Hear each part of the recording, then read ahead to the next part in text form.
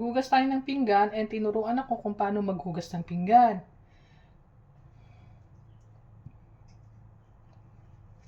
Yan lang, konting patak. Nakita nyo ba?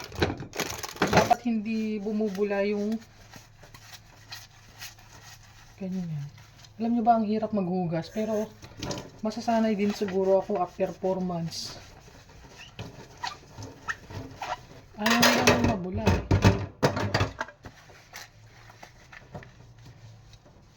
Ganyan lang, gusto nila.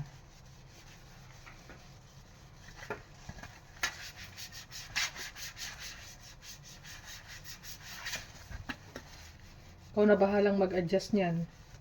Kung paano hindi ka mahuhugasan ng walang mantika. Yan lang. Okay na.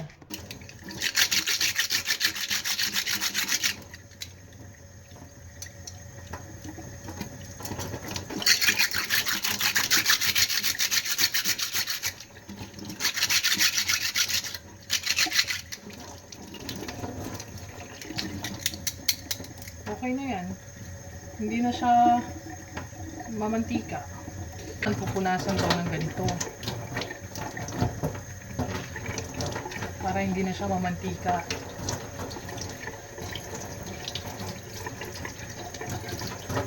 So, mukhang kaya ko naman kasi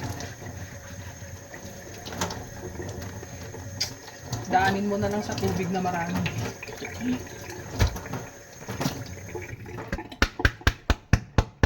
So, ganyan lang. Okay na to.